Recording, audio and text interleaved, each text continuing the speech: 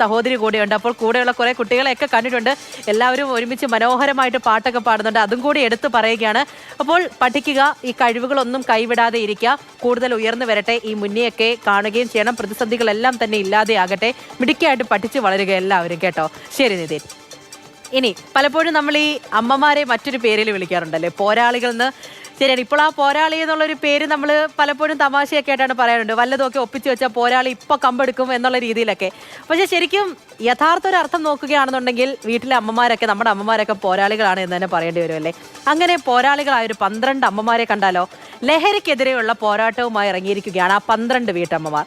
കൊച്ചി മുതൽ തിരുവനന്തപുരം വരെ സൈക്കിൾ യാത്ര നടത്തി ചരിത്രത്തിന്റെ ഭാഗമാകാൻ ഒരുങ്ങുകയാണ് ഇവരിപ്പോൾ. ഇന്ന് കൊച്ചിയിൽ നിന്നും ആ യാത്ര ആരംഭിച്ചിട്ടുണ്ട്. ആ യാത്ര അവസാനിക്കുന്നത് നവംബർ 8-ാം തീയതി ഇവിടെ തിരുവനന്തപുരത്താണ്.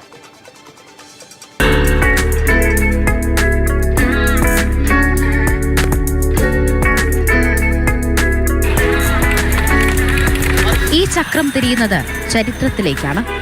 ലഹരി വിരുദ്ധ പോരാട്ടത്തിന്റെ ഒരു വേറിട്ട മുഖം. കൊച്ചി മുതൽ തിരുവനന്തപുരം വരെയാണ് വീട്ടമ്മമാരുടെ സൈക്കിൾ യാത്ര. സമൂഹത്തിന്റെ ഏറ്റവും വലിയ വിപത്തായ ലഹരി ഇല്ലാതാക്കാൻ സമൂഹത്തെ ബോധവൽക്കരിക്കുക എന്നതാണ് യാത്രയ്ക്ക് പിന്നിലെ ലക്ഷ്യം. 47-നും 60-നും വയസ്സിലിടയിലുള്ള 12 വീട്ടമ്മമാരാണ് ലഹരി വിരുദ്ധ പോരാട്ടത്തിൽ പങ്കെടുക്കുന്നത്. ഇവരൊക്കെ സമൂഹത്തിൽ വ്യത്യസ്ത മേഖലയിൽ പ്രവർത്തിക്കുന്നവരാണ്. ആശാവർക്കർമാരാണ്, അതുപോലെ തന്നെ കുടുംബശ്രീ പ്രവർത്തകരാണ്. അങ്ങനെയൊക്കെ പ്രവർത്തിക്കുന്നവരാണ് ഇവരെല്ലാവരും. അങ്ങനെയൊക്കെ ചെയ്യുമ്പോൾ അതിന് വലിയൊരു മൂല്യം കൊടുക്കുകയാണ് ഈ പ്രോഗ്രാമിൽ. ഇനി വളരെ ഒരു തയ്യാറെടുപ്പ്, നല്ല തയ്യാറെടുപ്പാണ് നടത്തിയിട്ടുള്ളത്. ആ തയ്യാറെടുപ്പിലൂടെ ഇതിൻ്റെ ഒരു വലിയ സന്ദേശങ്ങൾ നമ്മുടെ നാട്ടിലാകമാനം വരണം. മനസ്സിലായിരം കസവ് നെയ്യുമി നെയ്യാമ്പൽ പൂവന്നൂരത്ത് ചെറുകുറുമ്പുമായി ചിറകുരുമ്മിടും ചങ്ങാലിക്കൂട്ടം ചരത്ത്. 230 കിലോമീറ്ററാണ് ഇവർ സഞ്ചരിക്കുന്നത്. ഇന്ന് കൊച്ചിയിൽ നിന്നും ആരംഭിച്ച യാത്ര നവംബർ 8-ന് തിരുവനന്തപുരം മാനവീയം വീഥിയിൽ അവസാനിക്കും.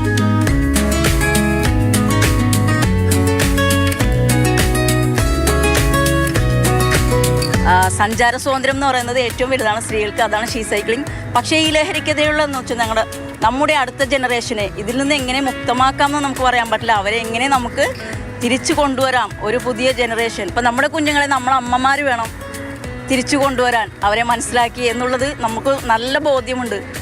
അവരിൽ നിന്ന് തന്നെ, അമ്മമാരിൽ നിന്ന് തന്നെ തുടങ്ങണം. നമ്മുടെ വീട്ടിൽ നിന്നാണല്ലോ എല്ലാം തുടങ്ങുന്നത്. അപ്പോൾ നമ്മുടെ കുഞ്ഞുങ്ങൾക്ക് വേണ്ടിയിട്ട് നമ്മളമ്മമാർ ഈ 12 പേരും അതിനു വേണ്ടിയിട്ടാണ് മുൻകൈ എടുത്തേക്കണം. അപ്പം എല്ലാവരുടെയും സപ്പോർട്ടും പ്രാർത്ഥനയും ഇതിന് പിന്നിലുണ്ടായിരിക്കണം. Global Kerala initiative Keraleeyam she സൈക്ലിംഗുമായി ചേർന്നാണ് യാത്ര സംഘടിപ്പിക്കുന്നത്. യാത്രയ്ക്ക് മുന്നോടിയായി നിരവധി വനിതകൾ പങ്കെടുത്ത fancy woman cycle rally fort കൊച്ചിയിൽ ഇന്നലെ സംഘടിപ്പിച്ചിരുന്നു. ഇനി പുതുചരിത്രം പിറക്കാൻ പോകുന്നത് സാധാരണക്കാരായ ഈ വീട്ടമ്മമാരിലൂടെയാണ്. മാതൃഭൂമി ന്യൂസ്, കൊച്ചി. സ്നേഹമോൾ ഡയനാണ് നമ്മുടെ കൂടെയുള്ളത്. സ്നേഹ അവസാനം പറഞ്ഞതുപോലെ സാധാരണക്കാരായ വീട്ടമ്മമാരൊന്നും തിരുത്തി പറയാമല്ലേ, സാധാരണക്കാരല്ല എന്നുള്ളതാണ്.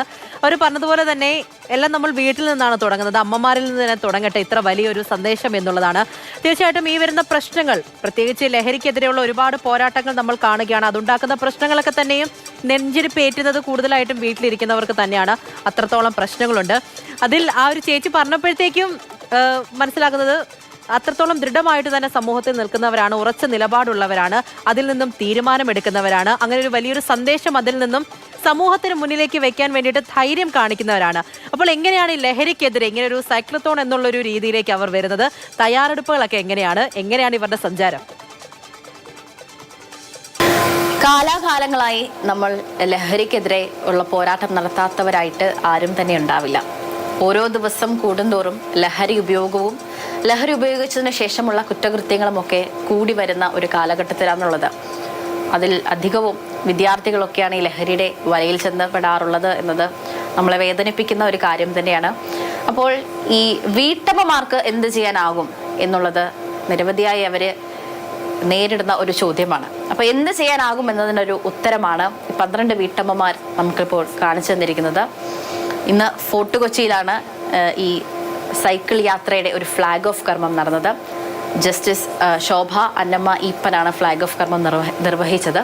അപ്പോൾ 230 കിലോമീറ്ററാണ് ഈ 12 വീട്ടമ്മമാർ താണ്ടാൻ ഒരുങ്ങുന്നത്. 230 എന്ന് പറഞ്ഞാൽ അത്ര ചെറിയ ഒരു കണക്കല്ല. ഏകദേശം 1 മണിക്കൂറൊക്കെ സൈക്കിൾ ചവിട്ടുമ്പോൾ തന്നെ ശാരീരികമായ അസ്വസ്ഥതകളൊക്കെ നമുക്ക് നേരിടാറുള്ളതാണ്. അപ്പോഴാണ് ഇവർ 230 കിലോമീറ്റർ സഞ്ചരിക്കാൻ ഒരുങ്ങുന്നത്. 7 ദിവസമാണ് ഈ യാത്ര എന്ന് പറയുന്നത്. അതായത് ഇന്ന് കൊച്ചിയിൽ നിന്നും തുടങ്ങിയ യാത്ര നവംബർ 8-ന് തിരുവനന്തപുരത്ത് മാനവീയം വീതിയിലാണ് അവസാനിക്കുന്നത്.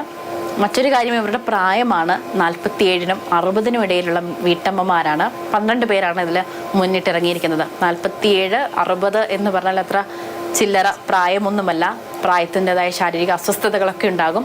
അങ്ങനെ നിരവധി വെല്ലുവിളികളെ മറികടന്നിട്ടാണ് ഇവർ ഈ ലഹരിക്കെതിരെ സമൂഹത്തെ ബോധവൽക്കരിക്കുക എന്ന ലക്ഷ്യത്തോടു കൂടി തന്നെ ഈ ഒരു പോരാട്ടത്തിനായിട്ട് ഒരുങ്ങുന്നത്. നിരവധി വെല്ലുവിളികൾ ഇവർക്ക് തരണം ചെയ്യേണ്ടതായിട്ടുണ്ട്. നമ്മുടെ കാലാവസ്ഥകൾ രാവും പകലുമൊക്കെ ഇല്ലാത്ത ഒരു യാത്രയാണ്.